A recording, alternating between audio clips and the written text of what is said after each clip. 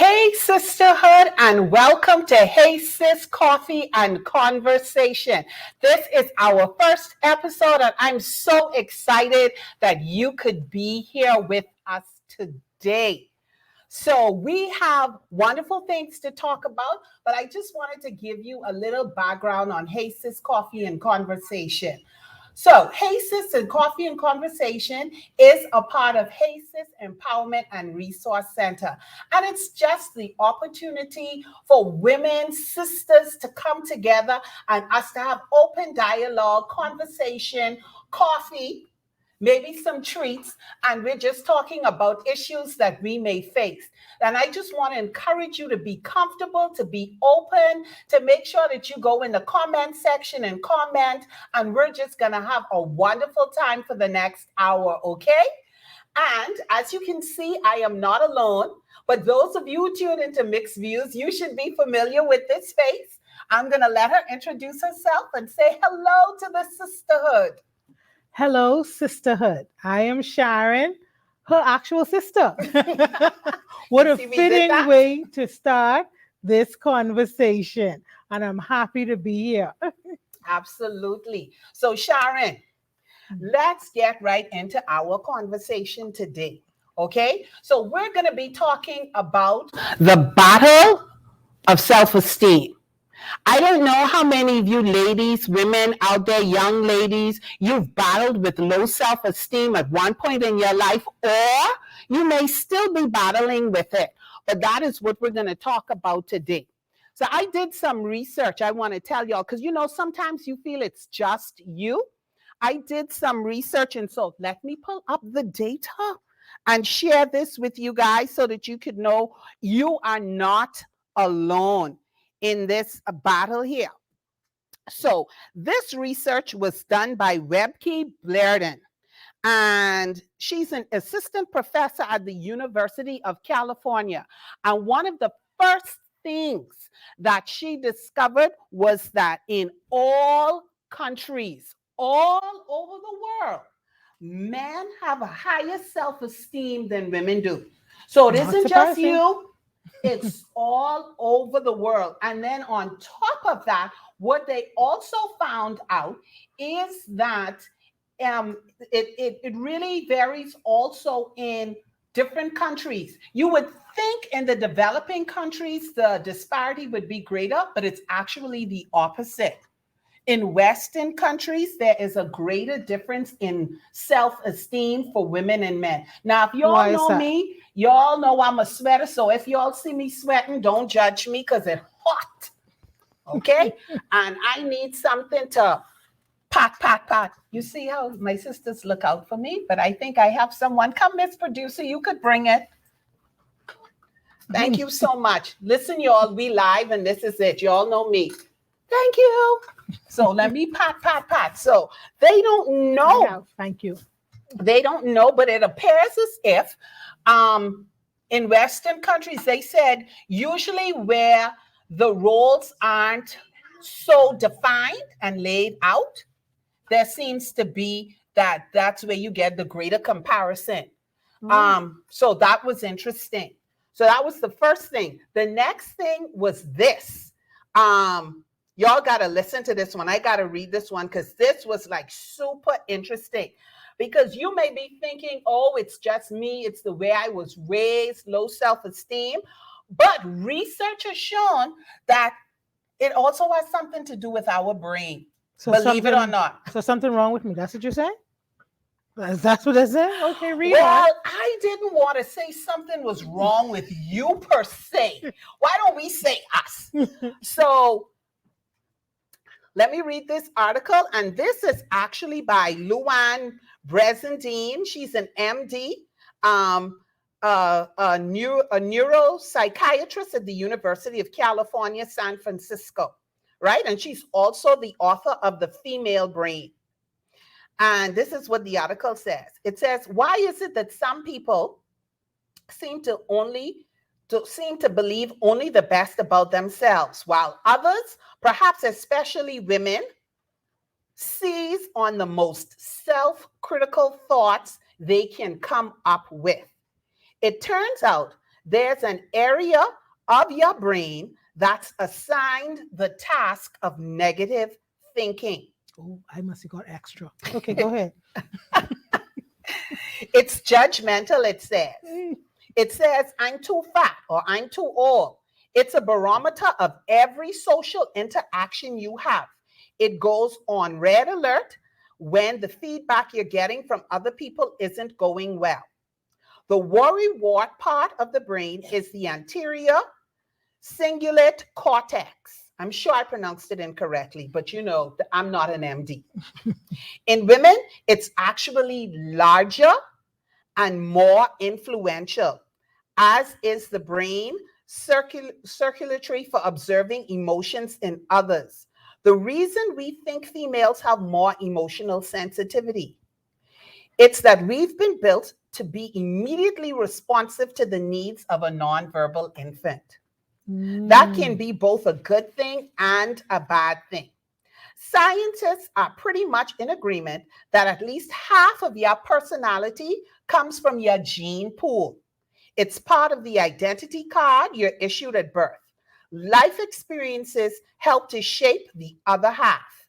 If you acquire some idea about yourself, perhaps you're known as the problem child in a classroom or the slacker in a family, the idea will have an impact on your brain circulatory and get built into how you think about yourself. Wow. Our human brains love to categorize and label the pretty one, or the dependable one, or the smart one. Then you grow accustomed to the labels and often recreate that identity because it feels familiar. It can mean all kinds of good things, but it can also become a burden. Wow. Yep. And that's what's going on. Why is it that women, as women, I feel like everything about us always so complicated? Like it's always harder and Right. more. It's never like just a straight line. And of course, men wouldn't suffer as much from No. low self-esteem. Now, that doesn't mean that men don't have low self-esteem. Some do. It's just that all over the world, in all countries, it's us. We've been We are the genetically ones. assigned. It almost seems as if we have been genetically predisposed. But you know, the fact of the matter is, whether it's genetics, you know, you encountered some sort of trauma, a lot of us, a lot of women have struggled at some point or are still struggling with low self-esteem. And while I wanted to give you some science behind it, I wanted us to really talk about that and talk about how we navigate those kinds of life experiences and how we navigate life when we go through those things. I know for me, I suffered from low self-esteem, and if I'm very transparent and honest right now, there are some points in my life I still do suffer from it. Not as bad, but I definitely did suffer from it. And you know, in doing a lot of reading, it talks about sometimes it happens as a result of some sort of trauma you face. You know, different things could cause it to happen, some sort of abuse. And I think for me, the trauma came because I wasn't always, you know, like I remember myself. Well, of course, you would remember me, but you know, I wasn't always, she would remember me. Let me explain, because she's the eldest. I just wanted to point that out just in case people weren't sure. I just wanted to make that clear. But anyway, I remember when I was younger, I was very outgoing. Some people will say that I'm outgoing now, but I was very outgoing, brave. If there was something to learn and to remember, I was always ready to do it, volunteer, even sing, y'all. All of that, I didn't care. I loved it. And there was like no fear. But then when I went into junior high, I encountered serious, severe bullying. And as a result of that bullying every day, it really shook my confidence. So I began all of the things that I loved about myself, all of the things that I thought were wonderful about myself. I just became very fearful. And I was like, no, you know. I then started to want to be in the back. I didn't want to be seen because the things that I used to believe about myself, I didn't believe anymore. And I carried that for years and years and years and years. Did I say I carried that for years? I carried that for years. And so it caused me to question everything. And so while people would still maybe see me as kind of outgoing, I really wasn't. I was very self conscious about the way that I looked, the way that I sounded. I was self conscious about everything. And so it would take me talking to myself to get me to do stuff. And because I didn't believe that I was good at anything. Believed that I was unattractive. I know it's a shock looking at me, but yeah. I believed that I was unattractive. I felt like I was the ugly duckling of every group. And so I battled that, and you take that with you. I took that with me through junior high, high school, early 20s, still feeling very unsure of myself, just trying to find my way. And almost you find yourself, and I don't know, and y'all let me know in the sisterhood if you've ever experienced it, but you find yourself pretending. So for me, there were two Lavernes. There was the Laverne that would be like laughing and seem to be okay, but that was an act. And then the real Laverne, I would be questioning everything, everything, everything. I felt very uncomfortable walking into a room. I always felt like people were talking about me. I always felt that I looked worse than everybody else. And I battled with that. And then the flip side to battling with that was I was embarrassed that I felt that way. So I didn't want other people to know that's how I felt. Mm-hmm. So, I put on the pretense as if I'm great, but inside, oh Lord, that was a struggle, and and just trying to navigate that. And when I look back, there are a lot of things that I could have done, that I could have been a part of, and I simply just passed on and, pretended like, oh, I'm not interested in that. When really the truth of the matter was that I was interested, but I just didn't feel like I think as women, we've all learned to create that that alter ego, because you don't want anyone to see the fears, the right. insecurity. So we've mastered the art of that, putting on that makeup, putting on that smile, and you walk out the door, and that's all everyone sees. And then they form an opinion about who you are according to how you look on the outside. But on the inside, you're screaming, don't look at me, don't look at me, please don't look at me. I don't feel good. I don't like how I look. And then they say, oh, you look nice today. Oh, thank you. And it's like, what are they looking at? Right. And I think we as women, we're good at acting, we're good at pretending, we're good at pretending, but it becomes a survival mechanism. That's what we do. That's what we have to do to get through the day because of the insecurities that we carry with us. And sometimes it's not a case that you have to go through any great trauma. Sometimes, and I think it's like you said, it's the brain. And you hold on to whatever negative thing. Whatever negative thing. It's like you could have two people grow up in the same house with the same parents and have two completely different experiences. Why? Because of whatever's in the brain and how our thoughts are formed, how we hear the words that someone said, how we perceive them, because on the outside a person may not mean anything by it, but someone could tell you, oh, maybe you should try and change the hairstyle there. And then you walk how away. Your brain translates that as you ugly. That don't look good. Yeah. Oh my God, how many people see me looking like this? Yeah. And I didn't. No one said anything. Oh my God. And somebody else will be like, oh, okay, thanks. And they go there and they flip it. And then they're great. And they keep going. But Me, I want to go home. me, I walk away and I carrying that with me. I'm thinking about it. I'm second guessing myself. I thought it would look okay.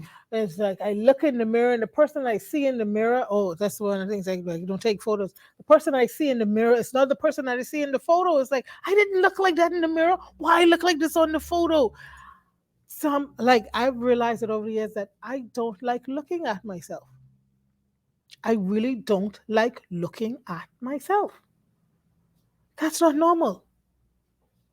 I have trained myself to walk and be in a mirror. I could be in a room of mirrors and not actually see myself.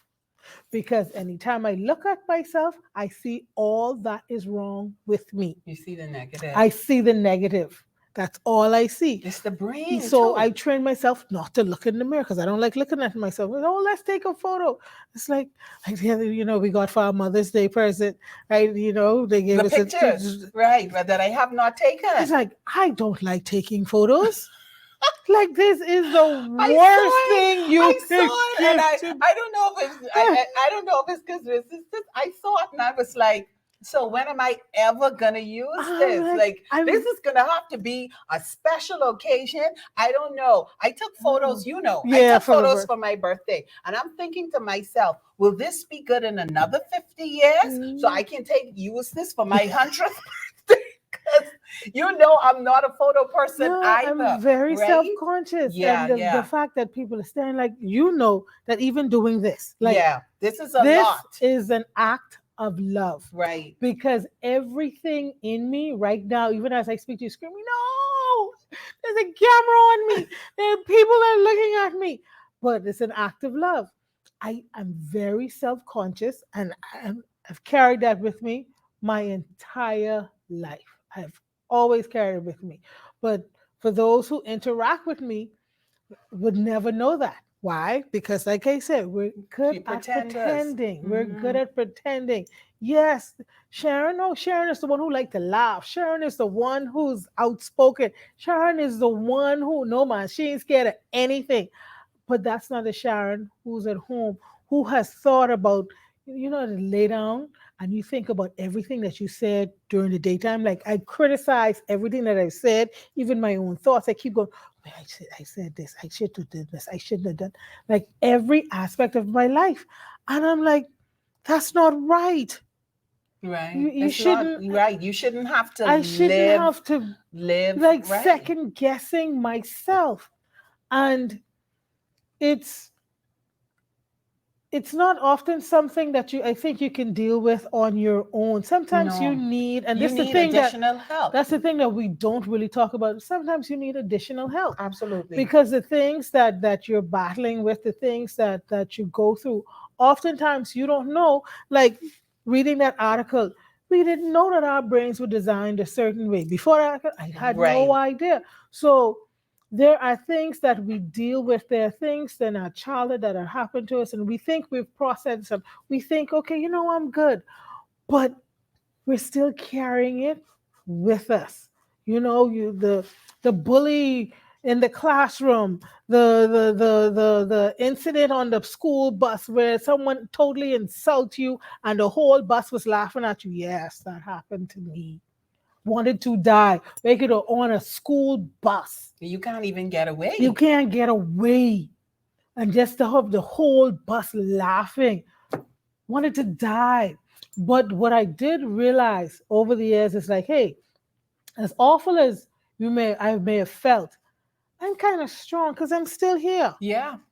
I'm still standing. I'm still smiling on the outside. But I'm still here. Yeah. I'm still functioning. So we go through these things, but we also learn how to be resilient. Yeah. We learn how to be resilient. But I think what happens to it makes us more empathetic towards people. I think it does.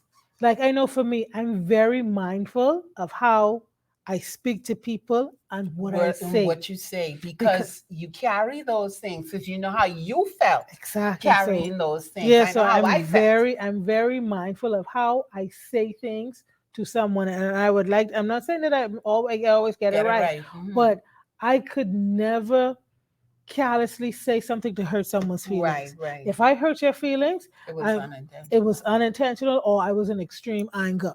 But Hmm. like just to be casual about it, I could never do that because I know that words hurt.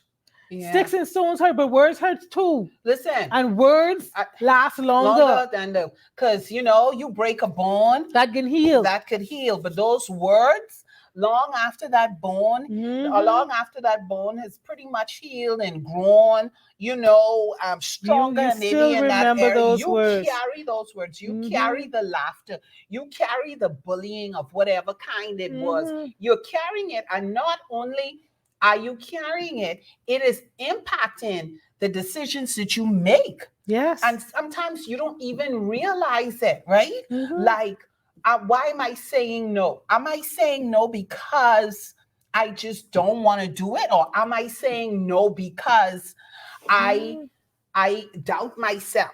Because we see ourselves as less deserving. Right. So, So, right, or you think, or if or even when things don't work out for you, you figure, oh, well, it's no surprise hmm, I because wasn't nothing ever expecting it works works out. out. Right. Or sometimes, and because of that, sometimes we self sabotage. We carry that into the room that we're walking into. We Hmm. carry that defeat, that negativity with you, Yes. and it's contagious because that's what you're giving off to people. So you're gonna get that back. So you walk into the room expecting to hear a no, you're gonna Gonna hear. get a no. But then what you do is like a self-fulfilling prophecy. Like, see, So you aha. went into the room expecting to hear no, saying, I know they're going to say no. So then you've already put that out there in the atmosphere, right? And then you get a no, and then you say, you see, I This knew it was always going to be a happens. no. And a lot of times it's us. Hmm. It's us, and it's all of the baggage and everything that we're carrying around, and we don't see it. And sometimes we think, oh, no, that didn't bother me, or and it did bother you when you sit down. Like, you know, I'll sit down and think about everything. Okay, why did I do what I did? Like, that's not everybody, but I talk to myself, and I always tell people that I'm not Crazy, crazy. The crazy person is the person that crazy asks for himself a question feeling. and don't answer. So I will ask myself a question and I will answer because I was talking to me. So I'm not crazy. But like, you sit down and you begin to pick apart and say, well, why did you do this? Or if I felt like a particularly strong way about something, I'm gonna say, why did you have such strong emotions about How this the, thing? why did it trigger you Why like did it trigger me? that? And then you recognize, well, the strong emotion was a trigger, and the trigger was because it reminded you or took Took you you to a back. place Yes. in your life where you felt a certain way. And so, and you begin to recognize those things because it's, I know for me, I came to a place where it was just so, I was tired of being heavy because it's a lot to carry Mm. around, to pack and unpack all the time. Hmm. And then I started to really think about who I used to be way, way, way, way, way. Not them. And no, I don't want y'all to think I'm too old. But when I was younger, that kind of carefree young girl that I was, who wasn't afraid to try, The one who used to who, annoy me all the time. um, That one? I don't know what you're talking about. I never used to annoy you. You used to annoy yourself. She was annoying. What I'm saying is, accept people as they are. And when you accept people as they are, you don't have to be annoyed. That's the No, way it's that I just look that at it. we were polar opposites. That's what it was. And that's one of the things that I loved about you. She was always she Excuse me, was you loved me when we were younger? yeah, Ooh. yeah, because it was she was the one that was loud and the laughing and the talking and they're going. I didn't want to be that because I liked You like being being quiet. quiet. I like quiet. I like reading. I like watching the TV. But it was as long as she wasn't annoying me, it was okay. But it Well, added something. It added something. Her brightness, her personality. Her, I liked that in her. Even as a child, that spoke to me. Even though I was young, that spoke to me Yeah. about your You've personality. never said that. And I'm so happy that you said that publicly so I can remind you of that. See But that. that, but that was who I really was, right? That's who I was. And I think if you think back, you'll know, you'll remember that there was a time when I wasn't like that Mm-hmm. so much anymore. And Mm-hmm. I became quiet and Mm-hmm. introspective. Who would have ever thought? Mm-hmm. But It was sad. yeah, You were sad. I was sad. You were sad. I was sad because I was being bullied, and Mm-hmm. it was like, if everybody is saying these things, or no, it wasn't that everybody was saying it. Let me tell you what it was. One person was saying these things, but nobody else was That's standing up for me that's and it. saying that's not true. Mm-hmm. So that was the killer. I think that's the worst I part think so. about being bullied. It often comes from one person, But no but one, no one speaks up for you. No one says, don't do that, or that's not right, or that's not so. right. Or even if they do, they'll come to you personally and Mm-hmm. say it. But in the crowd, in the with the bully there, just silence. Yes, And with everyone so else. and so that then began to craft the way that I saw myself, Mm-hmm. and how I responded, and the things that I did. And so I just, like I said, for me, there's still times when I kind of question myself and I'm like, hold on, are you saying no? Because this is something that you really, and this is what I do for me, because this is something that you really aren't interested in, you don't want to be a part of, or whatever. Or are you saying no because you're already thinking that you're going to be judged? Mm-hmm. And so to be safe, you're going to say no. And so now what I do, because like I said, it was heavy carrying that around. It was exhausting for me to go into spaces and always be questioning in my head. How do I look? How do I sound? What are Mm-hmm. people really thinking about me? Am I really? And then playing those kind of same things over that I heard in junior high. Mm-hmm. And that became heavy for me. And so I was like, I don't want to be that person anymore, because I remember how I used to be. And that is actually who I am.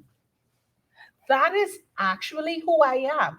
The cracking joke, the loud, the talk too much, whatever you want to call it about me, the annoying me. That was I'm the, sorry, that's the real me, right? But but I love that me.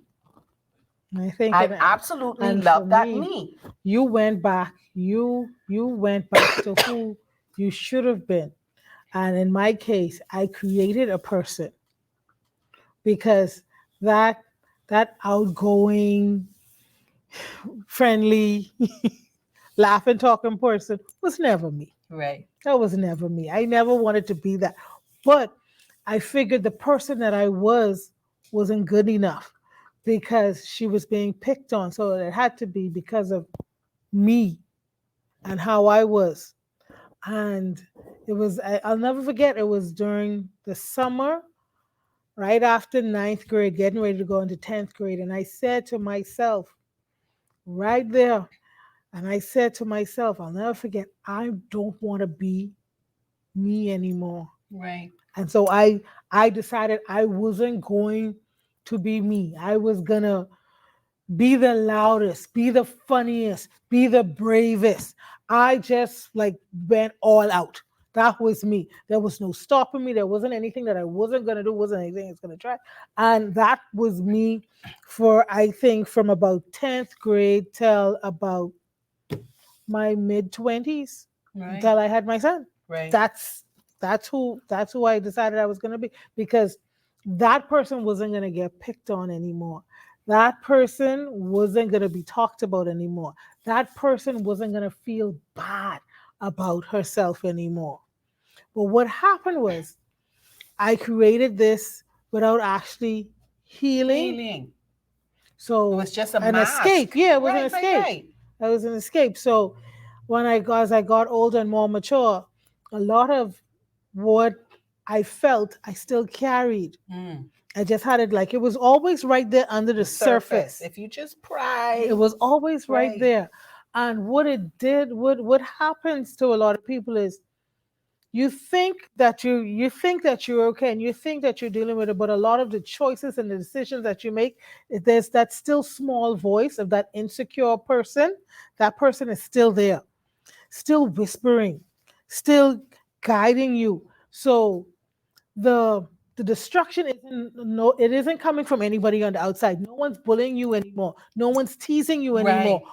But But you still carrying on the that. inside, you're the one that's actually chipping away at your Yeah. own self Yes. because you're the one that's second guessing yourself. You're the Yes. one that's over criticizing you. You're the one that's looking in the mirror and not seeing You're anything right. bullying You're yourself. bullying yourself internally. Yeah. And that's what I did. So, to be honest, that's what I still do that even now. Hmm. I carry that with me. So it's like I'm my own biggest critic. I judge me harshly more than anybody else. I don't give myself a break. I don't, Right. and you'll find, and I think if you look close enough, a lot of women who are always pushing, always on top, always on, like they seem like they always It's gotta be on doing go. and always Yeah. got. You have to ask yourself why. Why? What Why? what are you trying to prove? Not to anybody else. What are you You trying to trying to prove prove to to yourself? yourself. You still trying to You prove still all those people wrong. you still You still all those people who are no longer talking, those people who who may don't not even even be remember or alive. care, or in my case when you see them and be like, oh my god, it's so So good to see you, and right. they so happy to see me, and it's like, hold on, you happy to see me? You made my life a living hell inside 8th grade. Mind you, I am 53 and I That's still right. remember You that. remember That that. you made my life. But here you are laughing, So smiling, I'm so talking, happy to and see are you. happy to see me. Yes. And that person is free and they just, oh, my friend from 8th grade. Da, da, da. Right, I right. didn't tell them, your friend from 8th grade. We weren't We friends. weren't friends. you Friends don't you treat you you hurt right. my feelings. Right, right. But I carry that. I'm Of carrying this, and course. this person is laughing, talking, and free. Hmm. How many of us are actually carrying those old hurts and Yeah. traumas with us? And the people who may have hurt us, nine times don't even They remember. don't remember. They They may don't. They not don't. even be Yeah, may alive. not even be alive. But here you are, still trying to prove them wrong. Wrong. Still Uh-huh. trying to prove that 7th grade bully, that 8th grade bully, that 6th grade bully, that they were wrong about you. That's actually sad, when you think about it. Yeah. That you are yet their life has been so much controlled by the things that you held on to. And that's why I say a lot of times we need help, Yeah. extra help in learning how to So let those things things go, go. on how to really putting it behind you, and having a healthy look at yourself. I'm not saying that everything about you is perfect. Perfect. Right, That's right. not healthy either when you look and you see, There's but nothing wrong with me. I'm there absolutely has to be a perfect. balance. Right. There has to be a balance. Absolutely. And you have to be honest about when you're looking in the mirror. You have to be honest. There is good, there is bad, there's that's who we are as That's a human beings. That's right. our makeup. And we've got to be able to accept those things about us. Uh, you can't live another 53 years and still holding Holding on to on. those You still things. can't. But it's amazing how these labels, Hmm. the labels stick with you. And then you have to do so much work. You have to do Hmm. so much work to push beyond those labels, to recognize that that is a label that someone placed on you. That is not who Hmm. you are. I am not these things, right? Hmm. And then to try to rework, because as the psychotherapist said, they stick, those labels stick in your brain. And then, so you then have to be careful about what you expose yourself to. Like for me, let me just say, for me, I'm careful about what I expose myself to, the conversations that I have, the people that I have around me, because there are some people who are just negative, Hmm. and they haven't worked on why they are always negative yet. So you Right? need that rub They it off. haven't worked on that yet. But I know I can't allow that to be something that I'm constantly feeding on, Mhm. because then that's going to take me to a place that I don't want to be. But I think we have to be honest with ourselves and realize, because like I say, sometimes we pretend, oh, that didn't hurt me. You know it did hurt Yeah. you.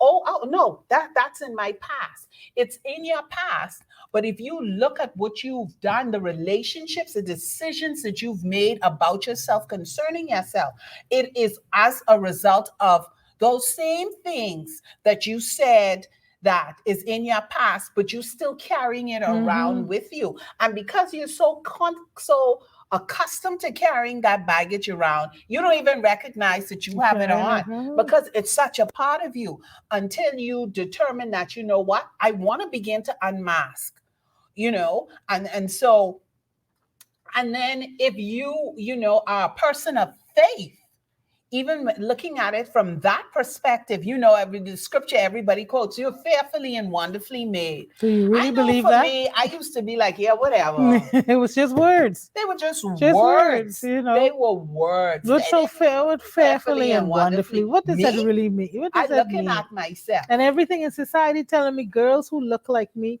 aren't beautiful. Right. That's our culture. See, so not everything. It isn't even something that say someone has to do to you directly at you. It's the society, the culture yeah, that we live it tells in. you, I growing up when I was younger, the bright skin curly hair girls, that was nature's passport. That was beautiful. Girls. So you didn't have to tell me I wasn't attractive. Why? Because I didn't see what your equivalent of attractiveness is, and it wasn't. I didn't look like that. So if that is attractive and I look like me and I don't look like that, then what that mean for me? So like you carry that with you, so you automatically think, okay. And as time goes, you see things, you're like, oh yeah, so yeah. When you look like that, you get this. Oh, okay. Yeah. When you look like that, it's like that. Yeah, oh, because right. that's the kind of society that's the society that you live in. We're still, and I realized no longer. I realized that the other day I was somewhere.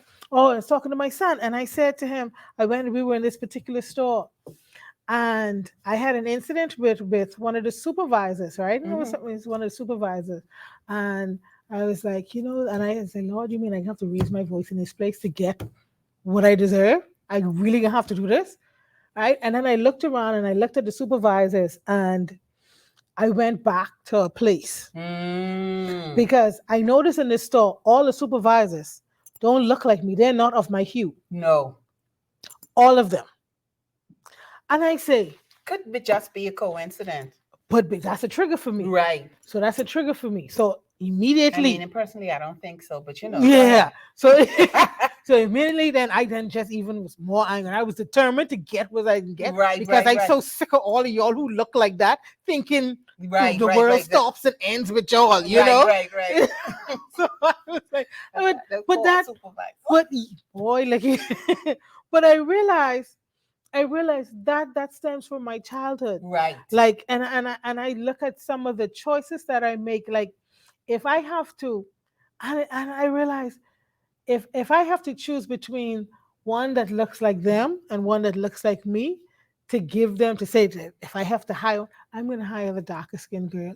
I know it may not be right, but I feel because I have that bias as well. I feel like society ain't been kind to you. Right. So I gotta look out. I gotta look out for you because everybody else looking out for this one. So I gonna have to look out for this one. This was the beauty standard. Right. And to a certain extent, we carry that in our culture, and we know, and we know we still carry it in our culture. And this will probably be another show by the industry, by the skin bleaching industry. So you're striving for something. Something has put something along the way. It's put something in your head to tell you that your complexion is not the right complexion. And that's why when I had a daughter, this is my moment of transparency.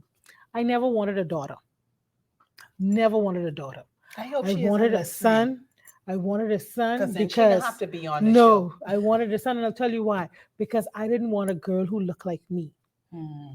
I didn't want a girl who looked like me, who would be treated like how I was treated, who would feel like how I didn't want I didn't want my daughter to experience that. Right. That's why I didn't want her. Right. I didn't have one yet, but I loved her without even having. I loved it so much that I didn't Didn't want to want her have her to go through to what go you went through through. and to experience what I experienced. So that's why I never wanted a daughter. Now, fast forward all these years later, I have Have a a daughter. daughter.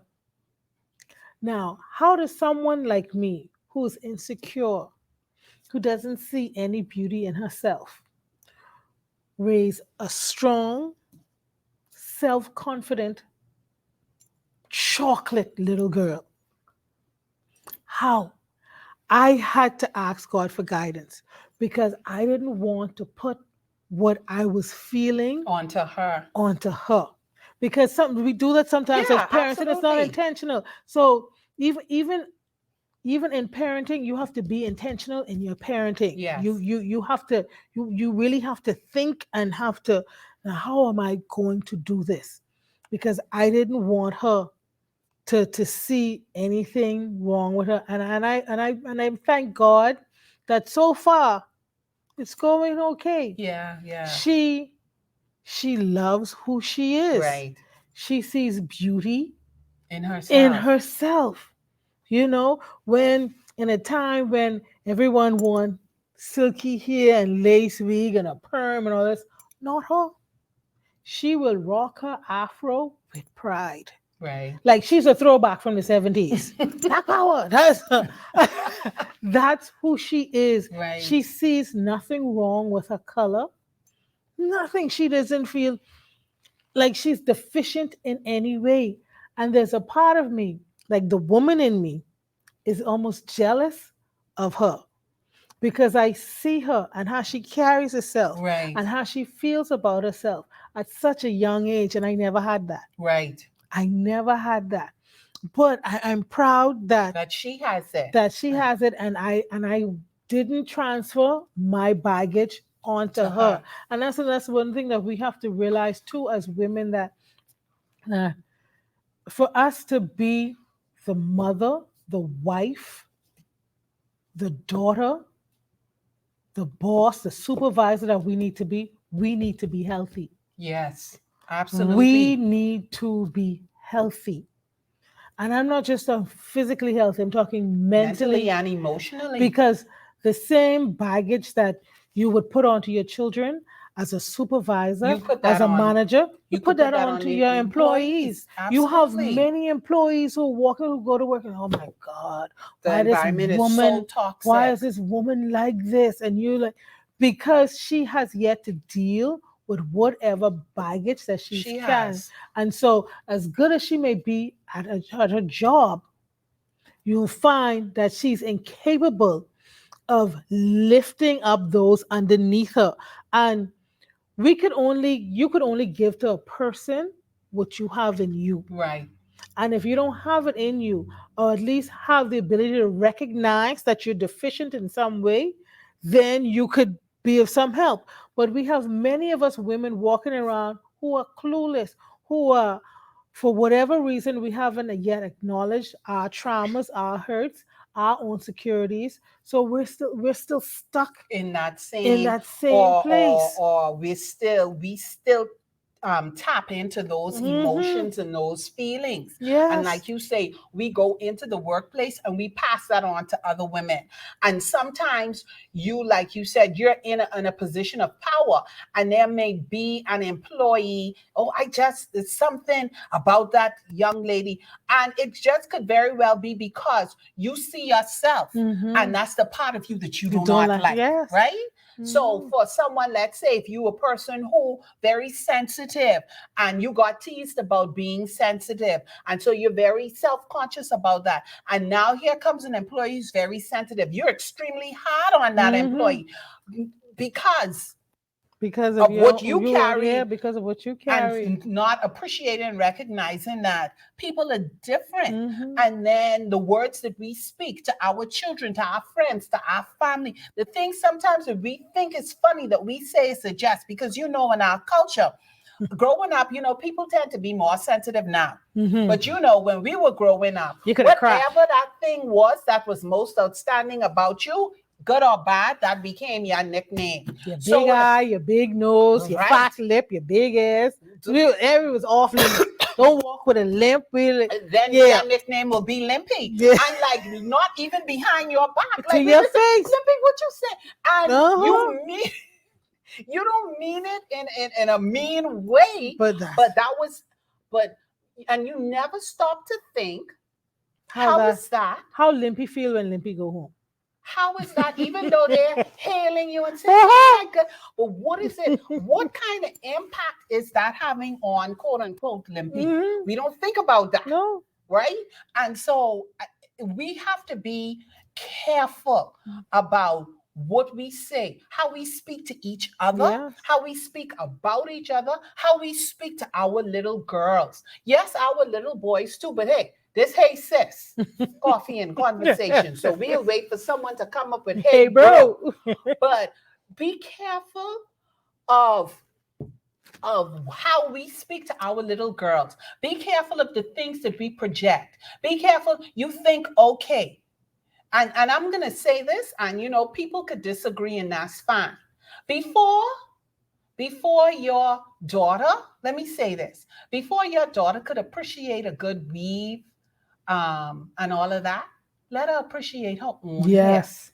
Because when you teach her about the weave too soon, it tells her That something is that something wrong. is wrong with her natural hair. And the only way I could be, if the only time you could compliment her is when she have her hair braided, is when she have a weave or a wig or whatever on. What are you saying? That's What it. is, and what is the message that you're sending? Because there is a message that Yes. you are sending. We want our kids to be healthy, but guess what? Let's watch the comments about the size. Mhm. That size becomes such an issue that they carry with them because we don't think, and I'm not saying to have your child be unhealthy, but don't be so fixated on it. It's still a child, right? And you Mhm. can teach your child how to be healthy, and you can teach your child how to eat the right things without saying, "You fat, Mhm. you bursting out of this." Be Oh, careful. look at you. What happened to Those, your face? Why it's so dark? That sounds like a negative. right, Why is that a negative? right. And so you have to be careful about the things that you say, that even you may not mean anything by it, right? However, you don't know how the person is receiving it. And what And place so, that? and Yeah. and and what how they're gonna carry that. Because then what? We become adults who absolutely have to wear weave all of the time because my natural hair is not good enough. Mhm. We want Have to be in to full makeup all all the the time time. because my natural skin Yes. isn't good enough. I I need to be lighter because Hmm. this complexion of mine, something is It's wrong wrong. with it. Mhm. And so I would say before we teach enhancements, we should teach our kids and young Love. women and young ladies appreciate Mhm. who you are in your natural Mhm. state. And then you know what happens? That way they could decide, sure, I'll wear makeup today. And I why may decide to and wear why you weave need this to week enhance before 16, 17 anyhow? Like because society says that you have to, right? mhm. And you want to fit in. And so that's why, as parents, or guardians, or even if you're a mentor, we have to make sure that we are filling our young women with the right Yes. things, the things that they Self-love. need. Self love. Self-love. Self love. Mm-hmm. You have to be able to love yourself. If Mm-hmm. you don't love yourself, how could you genuinely love Mm-hmm. anybody else? Mm-hmm.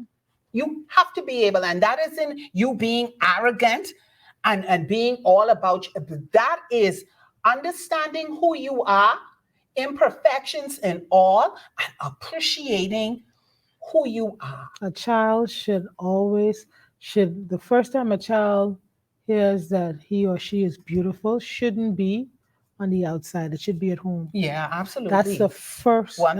100%. A child should hear that at home before you, you hear anything from anyone else. And it's so important even with girls because you not only you want them to have self-love, you want them to be to be You don't want them to fall victim Right. To the first person that says they to are beauty pretty. or makes them aware of themselves. Right. So you have to arm your child in the home. Yeah, You have absolutely. to arm your child in the home. So a girl shouldn't, the first time she shouldn't be from some guy off the street. No, She right. should be like, what?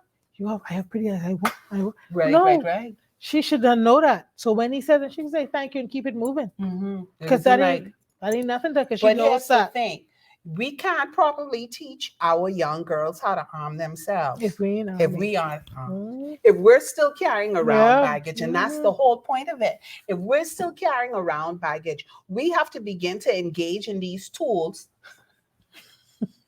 I'm sorry. Of being safe. I was I so saw, yeah, tempted to yeah, say yeah, that. yeah. I But went there. you went there. But we really have to begin to be honest with ourselves and then begin to work on ourselves. Hmm. And sometimes working on yourself looks like getting help, speaking with a professional. Hmm. And as a person of faith, as a Christian, I believe absolutely 100% in prayer. And so I'm not going to discount that. But sometimes you also need to get help from a professional, and that Hmm. doesn't make you less of a No. Christian. Sometimes you got to sit down and you need help with Hmm. unpacking some things. And so you have to be able to unpack these things first and kind of begin to develop tools of how you're going to navigate before you can identify. I don't know, did it Yeah, just get I just extremely hot? I was wondering if I was having a flash. Gee, Yeah. geez, so Okay, so I'm glad that yeah. I'm not the only one. Ooh, I'm And melting in here. so let me just send shout outs because y'all know. I got some shout outs and y'all know. So I want to say, hey, Sister Alita and Stacia. Stacia, I hope that you are okay. Sending you mad love. Hey, Hi, Stacia. Randria. We miss you, Stacia. Nika, thank you so much for tuning in. Deborah, thank you for tuning in. Lecky, thank you always for support. Nika saying, my mother taught us not to let people define us. Mhm. We were taught self-awareness. Yes. Absolutely. And shout out to all the moms and dads, the people who are out there who are mentoring young people, and you are teaching them self-awareness and teaching them to appreciate themselves. Mhm. And for those of you who are still struggling in that area, we got to continue to work on it. We got to continue. Like I was saying, some of the things that I'm mindful of now, I'm very protective of my space. What I put in, whether it's watching TV, what I'm listening to, the conversations that I'm having, I am very mindful of those things. And then, like I say, I put questions to myself. If I'm saying no to something, am I saying no because it's a genuine no? Or am I saying no because I'm allowing some sort of insecurity to guide me? So those are the kinds of things that have helped me. Mhm. Are there anything I know too? Like you said, there's still times where you struggle and Yeah. yeah, but is there anything that you do trying to navigate? Honestly, the most I read a lot. I truly read a lot, and I read things like self help and trying to understand like why I do the things that I do, why I think the way that I think, and in order to try to correct it. Yes. That's one of the main things that I do. But lately, as I gotten older, I think thought about getting like a professional, And but there's nothing wrong with even in that. that and stuff, there's a stigma Yeah, like you attached to it. go, It's like listen, like I really need. in I our think I really society, need. you going to see a See, I need therapist, to a see. psychologist. Yes, I 100% And endorse it. If yeah, that's what so. you need to get you to a healthy you, then Mhm. absolutely do it. We Mm. invest in so much of the Out, outside, yes. the right outfit, the right makeup, the shoes, the whatever, being seen in certain places. But if you know that you are dealing with things that run a little deep and you need some extra support, some Hmm. extra help, I 100% endorse you doing just that, getting that extra help Yeah. and not being embarrassed to say you need help. And while we're not therapists, that's really the major part of what Hey Sis Coffee and Conversation is about. having your circle to be able to sit down and talk with you and pray with you and encourage you to help you navigate through these issues. And that's the kind of conversations that we're going to be having. We're going to be very transparent, and because we want to encourage you to be, because a lot of times we're walking around pretending. We're walking around and you heavy and you burdened and you are afraid to open up. But I believe if we could build a strong enough community where we can confide in and talk to each other, that is what this sisterhood is about. This sisterhood isn't about saying, I didn't know that about Sharon, hey? No, this sisterhood is saying, hey, I also experienced that. And to be able to share and to help each other. Because we're going through as women, there's so much, we put so much pressure on ourselves to be on point. Too, it's like, I don't know. It's like women put more pressure on women. Men don't really put pressure on. It's and us. 9 times out of 10, when you dress for to know that other women. Not you don't dress for the man, you dress so other women can see and say, "Oh, she look good, eh?" Or right, she have herself together. Because we put more pressure on each other, and we are so mean. Oh my goodness, we would sit and tear one another down. I have been guilty of it. I'm not gonna lie, and I had to get to the place where it was like, no, this isn't right. This is not right. What are you doing? Well, I don't tear you down, but like if I say something, I be honest about what I say. But sometimes you tear each other down. Yeah, mean-spirited. We're mean-spirited, Yeah, be mean-spirited. I'm not talking about if I see something and I come to you and I'm saying to you, hey, blah, blah, blah. But we I'm could run with a story. Oh my God, and sit in a circle. And so I've had to repent of that and just really, try to uplift. But I don't know how you feel, but this has been practically an hour. Our time is almost up. So quickly, is there anything that you'd like to say about this battle of self-esteem, maybe to your younger self, maybe to other women out there? Anything? We got about 2 minutes. If I could say anything to my younger self, I would start with, you're beautiful. You're intelligent. You're likable. And you're going to be okay. That's what I would say to my younger self. And guess what? We need to still say that even as an adult. Even as adults, we need to still be able to say that you're beautiful, you're intelligent, you're going to be okay. And you know what? You are enough. You are enough. Yes. We absolutely 100% have to say that. Well, this has been great, sis. Yes, sister. I'm so glad that the hour went quickly, because at the last moment I was about to have a Sarah Jakes moment. You have to take off. I was going to You were locked in, and you would have to take off. I was getting ready to take off this wig. The heat was getting. So let's keep the conversation going, and let's keep talking and supporting one another. And so I just want to say thank you to our sponsors. You're going to have to give me one of the names of the sponsors, because the name is long and contrived. But I also wanted to send a shout out to LMAG Investments. Thank you so much for sponsoring this show.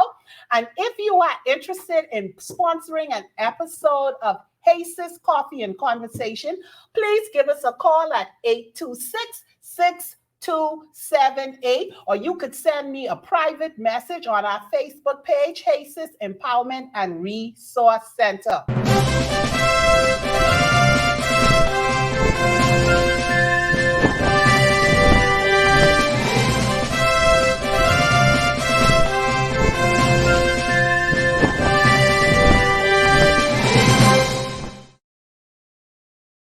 Going to be on our YouTube page. But the YouTube page, it's going to come on at 6:30, 6:45, okay? A little bit later. But I just wanted to send a big shout out to all of our sponsors, everybody who helped to get us here this far. Thank you, thank you, thank you, thank you. A big shout out. We appreciate you so much. Keep tuning in. Make sure you invite other women to Yes. tune in. We are building our community on honest conversation. Make sure that you follow our Hey Sis Empowerment and Resource Center Facebook page because we have things posted there. And if you haven't, make sure you go on there and answer the question about what do you do for self-care. I'm very interested in hearing from you. But thank you so much for tuning in to Hey Sis Coffee and Conversation. We will see you next week, Sunday at the same time, 5:30 p.m. Thank you so much and have a wonderful Sunday evening. Bye.